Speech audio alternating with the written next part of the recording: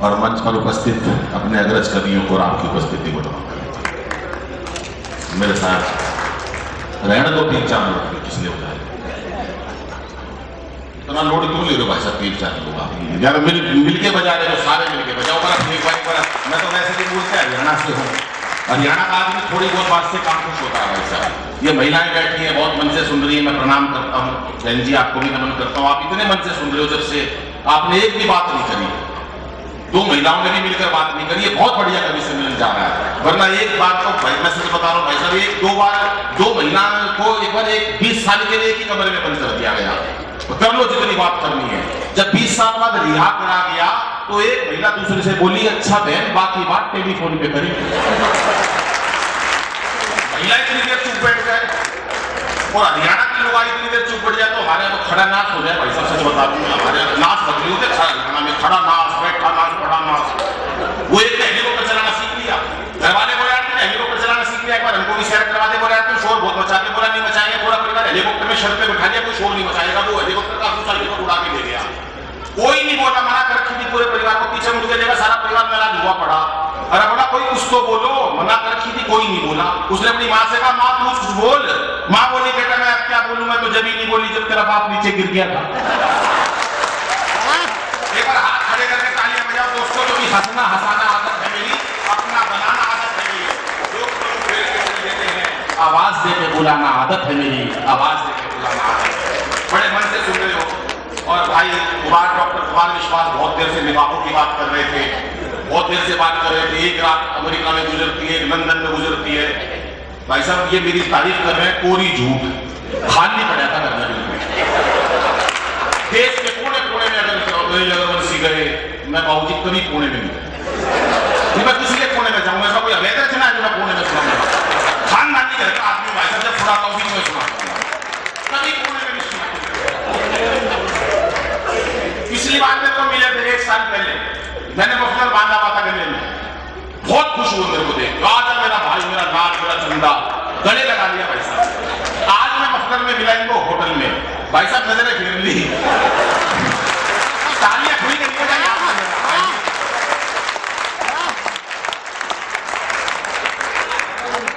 बहुत मस्त है भाई साहब। अब केजरीवाल की गलती है, मैं क्या करूं। लेकिन बहनों के लिए, बेटियों के लिए 4 आदरणीय भारत जी बैठे चरणों में पुनः नमन करता हूं। और कुछ लोगों का नाम इसलिए ले देता हूं भाई साहब, हमारे लिफाफे यही फंसे पड़े हैं। जेके जैन जी हैं, दिल्ली से आए हैं। आप आदरणीय हैं सर। ललित जैन कहाँ चले गए? ललित जैन बाणा, अच्छा भाई ठीक है, दिखते रहना। सचिन जैन बहुत अच्छा संचालन कर रहे थे, शामली में भी वो रहते हैं। कमल जैन और अक्षय जैन जी को भी एक बार मिलना चाहता हूँ, दोनों लोग वाह, बहुत ये वो लोग हैं जिन्होंने बड़ी मेहनत की है। हमारी गवर्नमेंट भी जब कोई बहुत अच्छा काम करते हैं तो पद्म श्री देती है, और कोई निमट जाता तो परमवीर चक्र देती है। इन्होंने बहुत अच्छा काम करा, पद्म श्री वाला, इसलिए तालियां बजा दो।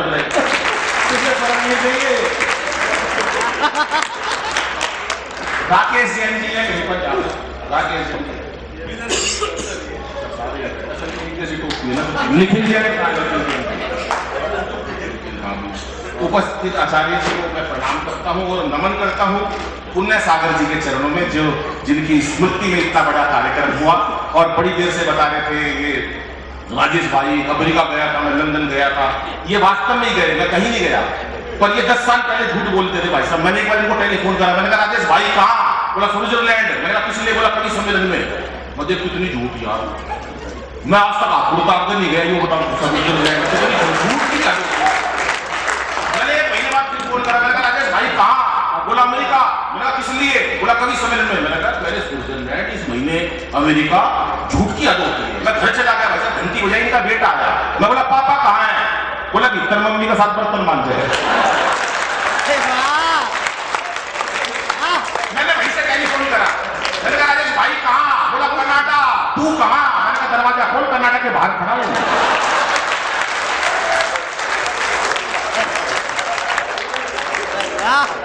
विशेष मस्ती रहती है हमारे हरियाणा में, तो मस्ती फैली पड़ी है। इतनी अच्छी तरह से बहन जी 2-3 बहन तो हंसी नहीं रही है, क्योंकि ब्यूटी पार्लर वाले ने साफ कह के भेजा है, अगर ज्यादा हंसोगी तो चेहरे के पीओपी की कोई गारंटी नहीं।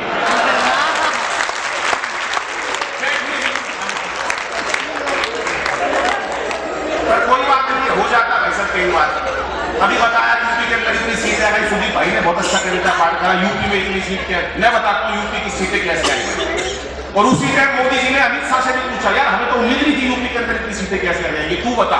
उन्होंने प्रश्न क्या उत्तर दिया अमित शाह ने, 4 पंक्ति रखता हूं, तुम्हारा भाई सुनिएगा कि यूपी में इतनी सीटें भैया कैसे आ गई। प्रश्न क्या मोदी जी ने उत्तर दिया, अमित शाह ने उत्तर दिया। अच्छा लगे तो आपकी तालियां चाहूंगा कि यूपी में इतनी सीटें भैया कैसे आ गई।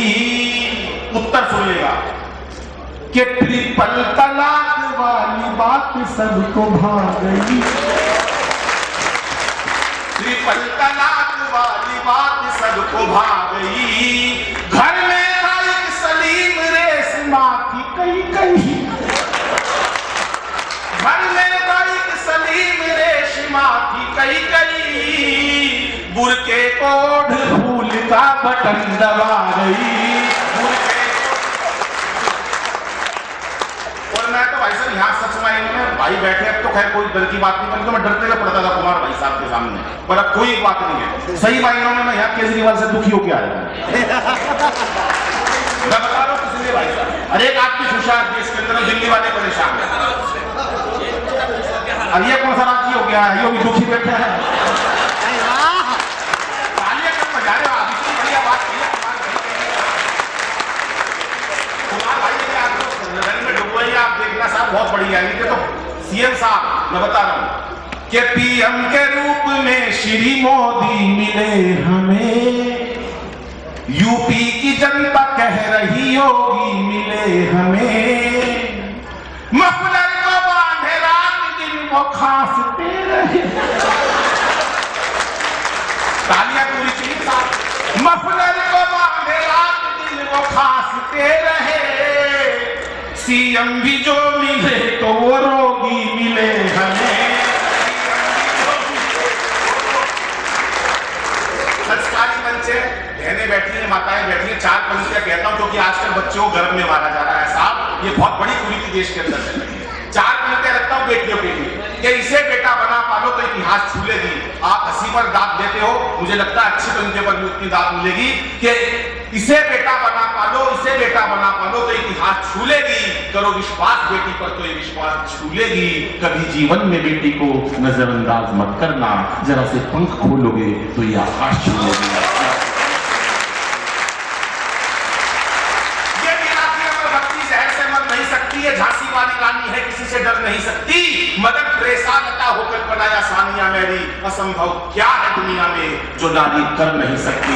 असंभव क्या है दुनिया में जो नारी, हर काम नारी कर सकती है बाबूजी दुनिया में। कोई काम ऐसा नहीं जो महिला नहीं कर सकती, ऐसा कोई काम नहीं है। बस एक काम है जो लुगाई नहीं कर सकती, वो है फायर ब्रिगेड स्टेशन, दमकल विभाग।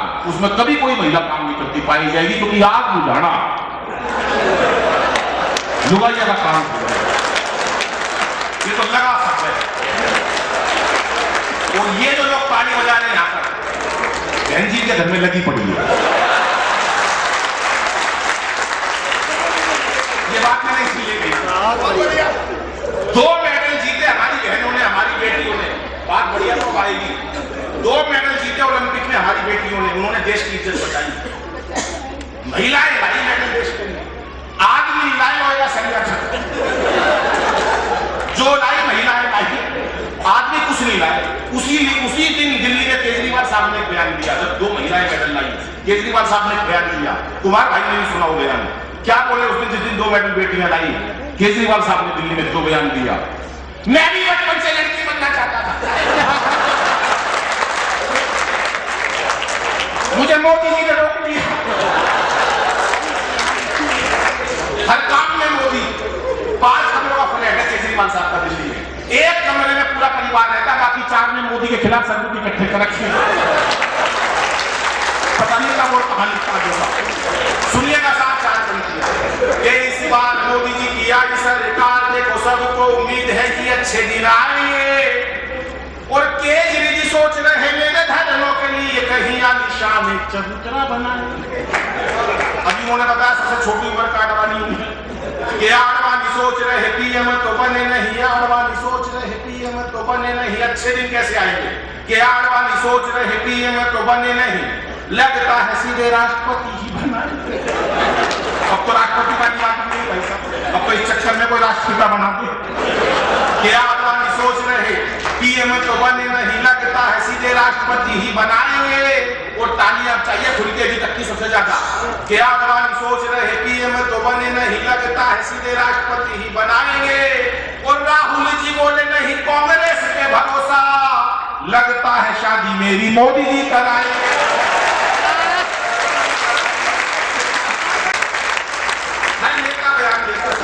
सत्ता से इलेक्शन से पहले कभी भी कोई आपने देखा हो चुनाव हो उससे पहले महिला बहुत अच्छा सुन रही है, मैं प्रणाम इसलिए करता हूं। दिल्ली में कभी सम्मेलन था बहन जी, एक महिला 15 मिनट से गुस्से में घूर रही है। 15 मिनट हो गए, आयोग के घर में कलेश करके मेरे को क्या लेना है, पर 15 मिनट हो गए मेरी नजर बार बार पड़ रही, महिला घूर रही है, अभी तक गुस्से में देख रही है। मैंने बाद में पूछ लिया, मैंने कहा बहन जी मुझसे कोई गलती हो गई क्या? बोले नहीं, तेरी शक्ल मेरी सास से मिलती है।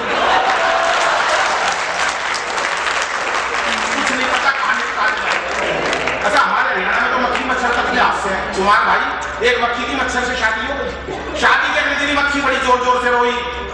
सहेली ने पूछा बहन क्या हुआ? बोली कुछ नहीं, रात को गलती से गुड़ लाइट जला दी, तेरा जिज्जा मर गया। किसी तरह कुछ नहीं पता। हमारे तो हरियाणा का ताऊ भी और प्रदेशों का बुड्ढा जितना बड़ा होता जा रहा, भजन धार्मिक होता जा रहा। हमारे हरियाणा का बुड्ढा जितना बुड्ढा होता जा उतना ऊँट होता जा रहा। अभी बैठे हुए कोई ताऊ मिल गया, जैसे बोले ना छोटे बलवीर का है, मैंने कहा ना ताऊ बलवीर का कौन, पर ताऊ तो ताऊ था। अरे बड़ा बलवीर का है, मैंने कहा मैं बोला नहीं था बलवीर का कौन।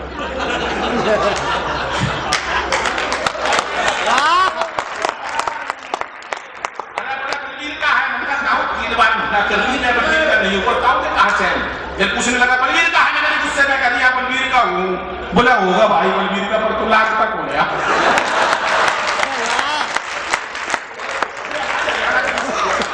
अच्छा सोफे में बैठने का मतलब ये ताली नहीं बजाओगे? बजाओ। ये मस्ती की बात है साहब। कोई भी नेता आपने देखा होगा बयान जब भी कोई सत्ता में आता है उससे पहले एक बयान देता और सत्ता से परिवर्तन के बाद भी कोई बयान दे देता। 4 बयानों पर आपकी टिप्पणियां चाहूंगा, आपका ध्यान रखना, सुन लिया कि सत्ता को संभालते ही मोदी ने ऐलान किया कि खुद नहीं खाऊंगा और खाने नहीं दूंगा मैं। अखिलेश बोले अब जिंदगी में पप्पू जी को अपनी साइकिल चला नहीं दूंगा।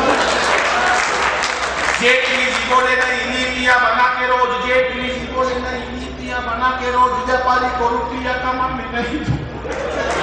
अभी हवाई जहाज की यात्रा कर रहा भाई साहब, एक महिला के बच्चे ने सिक्के निकल लिए, महिला चिल्लाई बचाओ मेरे बच्चों को बचाओ, ने सिक्के निकल लिए। एक आदमी आया भाई ठोक पीट के सारे सिक्के निकाल दिए। महिला बोली धन्यवाद आप डॉक्टर हो क्या? बोला नहीं मेरा नाम अरुण जेटली है, पैसा निकालना मुझे आता। अखिलेश बोले अब जिंदगी में पप्पू जी को अपनी साइकिल चलाने नहीं दूंगा मैं। जेटली जी बोले नहीं नीतियां बना के रोज, जेटली जी बोले नहीं नीतियां बना के रोज व्यापारी को रुपया कमाने नहीं दूंगा मैं। और योगी जी बोले मेरा नारी से क्या लेना देना, खुद ना पटाई और पटाने नहीं दूंगा मैं।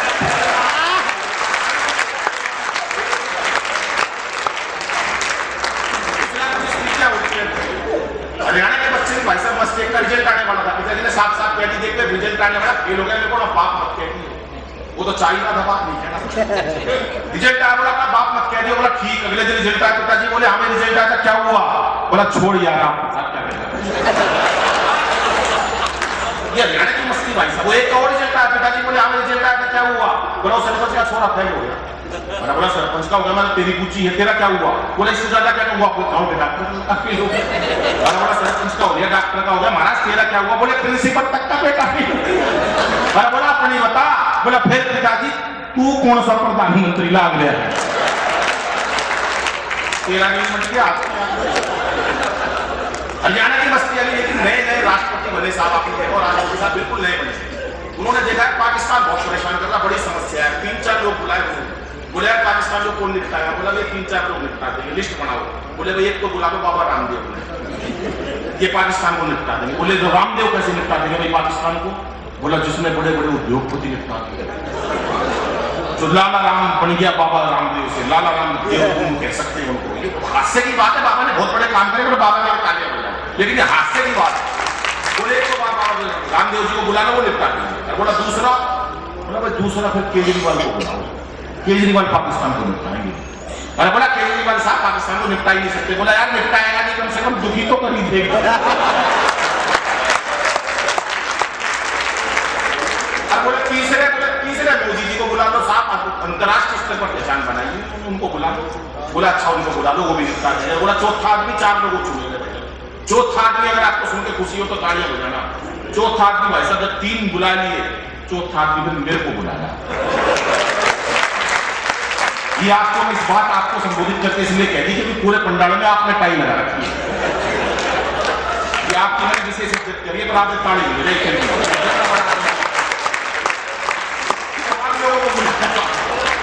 4 लोगों को पाकिस्तान ने कोई बोले पाकिस्तान को निपटाना कैसे निपटाओगे? 4 लोगों ने अलग अलग बताई कैसे निपटाएंगे। कि रामदेव बोले यदि अपनी पे आ गया तो रामदेव बोले यदि अपनी पे आ गया तो पेट की तरह तुझे घुमा के मार। अभी एक मेरा दोस्त रोता हुआ आया मेरे पास। मैंने कहा क्या हुआ? कह रहा यार बाबा रामदेव ने मेरा बाप दादाजी मरवा दिया। मैंने कहा तेरे दादा मर गए? बोला हाँ यार। तो मैंने कहा इतना दुखी क्यों रहा? कह रहा दुखी होने की तो बात यार, मेरा दादाजी गुजर गए। मैंने कहा कैसे? बोला बाबा रामदेव ने मरवा दिया। उन्होंने कैसे मरवा दिया यार? वो ऐसा काम नहीं करते। बोले नहीं यार सुबह 4 बजे टीवी के सामने योग सीख रहे थे मेरे दादाजी, टीवी चलाकर। बाबा बोला जैसे जैसे कम वैसे वैसे करके चला। दादा मेरे भोले भाले 90 साल के टीवी के सामने बैठे। बाबा बोला सांस खींचो। दादाजी ने खींच। बाबा बोला और खींचो। दादा ने सुन ली तक खींच दी। बाबा बोला और खींचो। इतनी देर में लाइट चली गई। थोड़ी देर में भगवान ने मेरा दादा की खींच ली।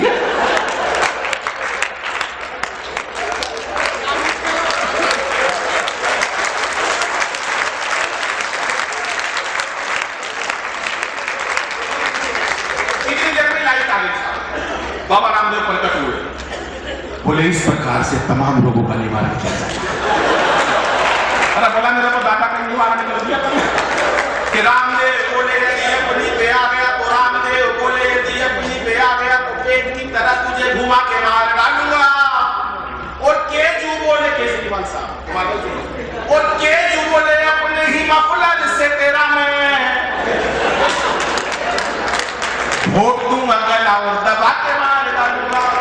मैंने कहा भूल के भी मुझसे उलझियो ना, मैंने कहा भूल के भी मुझसे उलझियो ना, लंबी लंबी कविता सुना। तालियां चाहिए तो भी बनती है। मैंने कहा भूल के भी मुझसे उलझियो ना, लंबी लंबी कविता सुना के मार डालूंगा।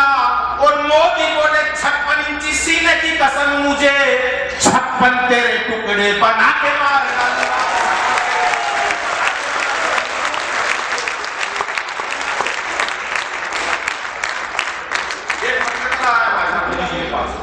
बोला सुना आप बिल्कुल मनमोहन सिंह की तरह खामोश रहते हो।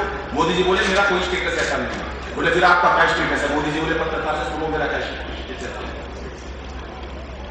किसकी मजाल मेरे सामने जुबान खोले, किसकी मजाल मेरे सामने जुबान खोले, मुरली मनोहर आडवाणी तक मोर। किसकी मजाल मेरे सामने जुबान खोले, मुरली मनोहर आडवाणी तक मौन है। और रोमिंग में जेटली है, लोकल में अमित शाह, मेरे पास गुजराती सिम फोन है। ये ओबामा को भाग गई जो दुनिया में छा गई है, ओबामा को भाग गई जो दुनिया में छा गई, जो मेरे भाषणों में ऐसी जहर वाली टोन है। और पाकिस्तान जानता है, दाऊद भी मानता है, भारत का शेर मोदी दुनिया का डॉन है। भारत का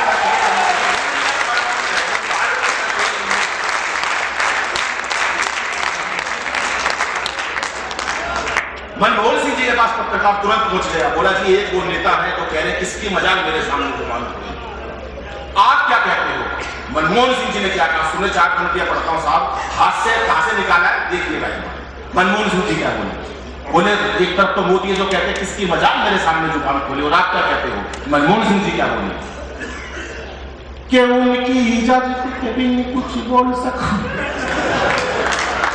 मैडम के सामने मैं होता भला कौन हूँ। और जब से संभाला है ये पीएम का पद मैंने, आप सभी जानते हो तब से ही मौन हूँ। कि चाहे जब लौटा दो मुझे घर की मैं पूंजी नहीं, चाहे जब लौटा दो मुझे घर की मैं पूंजी नहीं, बिना ब्याज और बिना शर्त वाला लोन।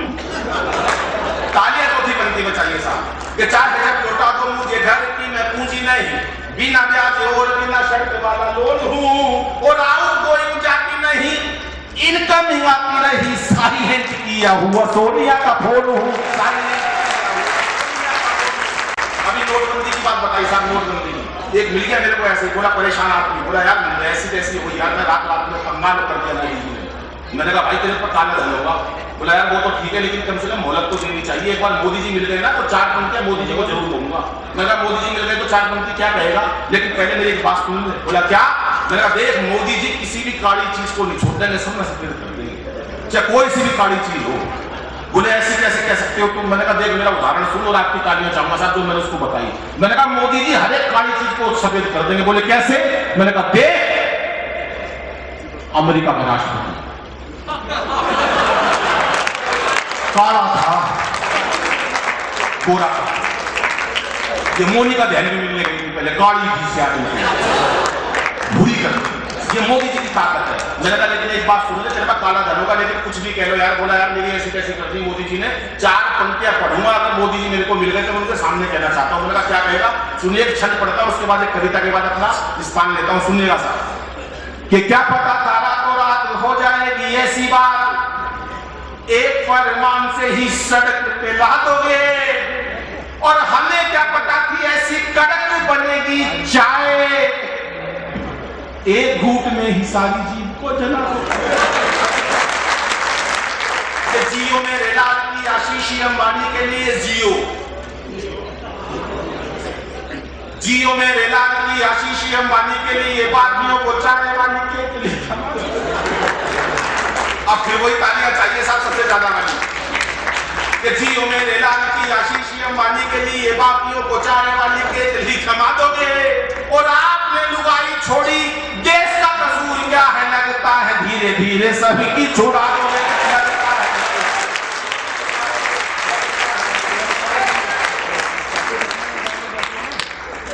बहुत बढ़िया।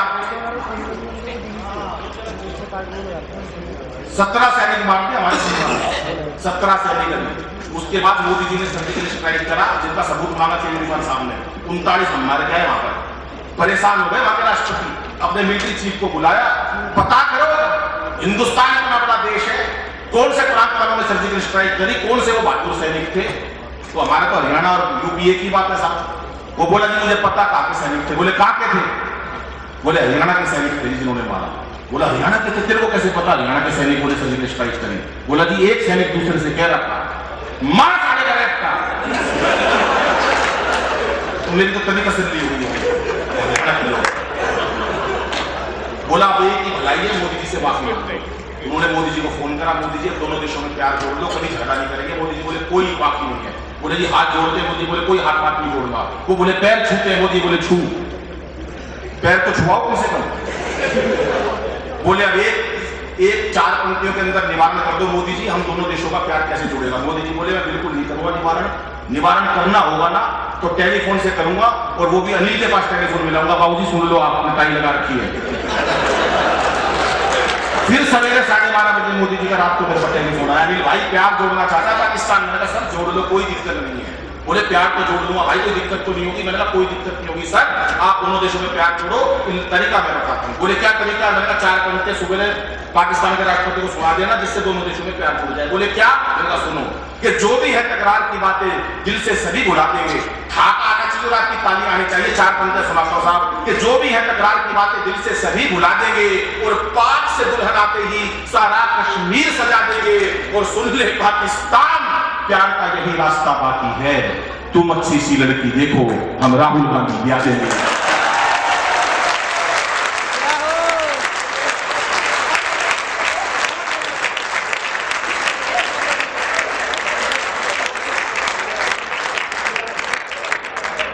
बहुत बढ़िया बात।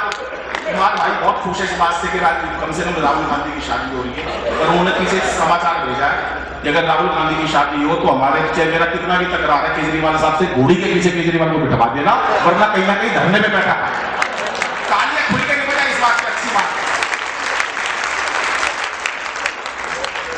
एक अंतिम कविता सुनाकर अपना स्थान लेता हूँ दोस्तों। हरियाणा की सुना तो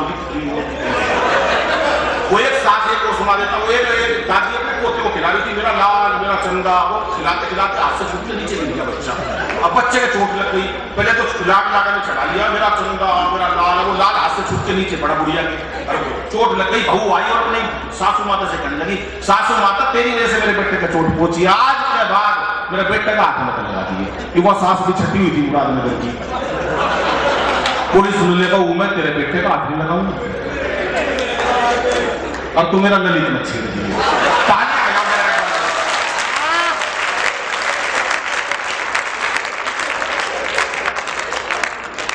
एक अंतिम कविता आएगा आदेश में कि अंतिम कविता की परीक्षा का स्थान लेता हूं।